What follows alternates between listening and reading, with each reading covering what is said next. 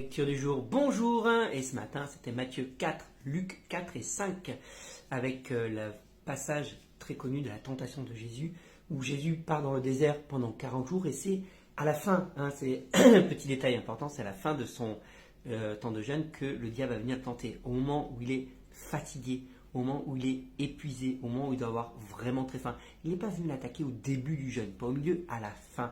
Et ça c'est important, le diable cherche toujours le moment où tu seras fatigué et la tentation viendra toujours quand tu es fatigué, c'est pas quand tu es fort. Quand tu es fort, tu sors d'un temps de week-end spirituel, d'un dimanche de feu, c'est pas là que la tentation vient.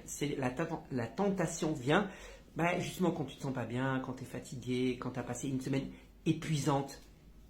C'est là où le diable va venir te tenter. On le voit clairement, c'est ce qu'il a fait avec Jésus, c'est ce qu'il fera avec nous.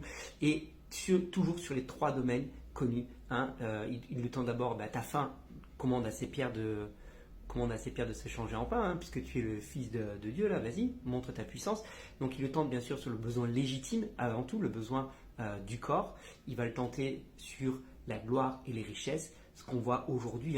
Regardez aujourd'hui ce que les hommes, femmes aussi, et quand je dis hommes, avec un H, sont capables de faire pour un peu de gloire, pour un peu de notoriété, combien ils sont prêts à vendre leur âme au diable, de manière figurée, mais propre aussi parfois, combien ils sont prêts à vendre leur âme au diable pour de la gloire et de la richesse.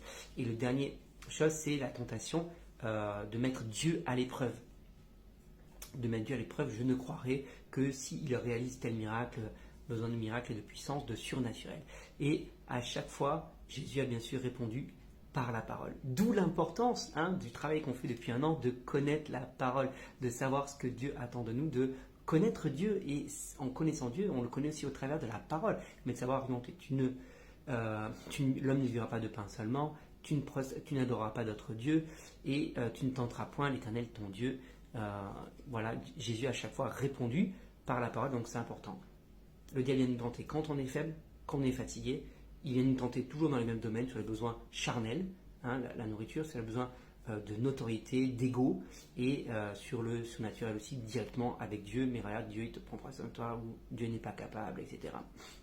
Donc il est toujours les mêmes domaines en fait, et l'importance d'avoir une relation solide, ancrée dans la parole, pour pouvoir résister à la tentation. Et je fais un petit spoil de ce qu'on lira un peu plus tard avec Jacques, mais il dit clairement, résistez au diable et il fuira loin de vous. Il fuira loin de vous. Donc l'importance de savoir résister. Pour résister, il faut connaître la parole. Ensuite, on voit une série de miracles que Jésus accomplit aussi. Et une fois de plus, les personnes qui sont possédées et dont les démons sont chassés, les démons parlent en disant « Tu es le Fils de Dieu, tu es le Fils de Dieu ». Les démons le connaissent, les démons connaissent Jésus. Pour tous ceux qui disent « Ouais, mais les démons, eux, savent ». Et c'est juste ceux qui ne veulent pas reconnaître, qui trouvent tout un tas d'arguments, mais les démons eux-mêmes proclamaient qu'il était bien le Fils de Dieu. Chose très importante. Et dernière chose, moi qui m'interpelle une fois de plus, c'est quand il revient dans son village natal, et il va dire nul n'est prophète en son pays. C'est un proverbe qui est bien connu aujourd'hui, mais qui est issu de la Bible, évidemment, parce que c'est étonnant, il va faire moins de miracles à Nazareth que dans d'autres villes parce que les gens ne croyaient pas. Donc le miracle ne dépend pas uniquement de celui qui prie. Parfois tu dis mais je comprends pas, j'ai prié, il ne se passe rien. Parfois aussi le blocage vient de la personne en face, de celui qui attend le miracle, qui n'y croit pas vraiment. Et les gens à Nazareth étaient vraiment dans l'attente de dire bon, on va voir si ça fonctionne ou pas. Et ils s'attendaient à rien et il ne s'est rien passé, tout simplement. Voilà, dis-moi toi ce que tu as retenu sur ces différents chapitres. Je te souhaite une bonne journée.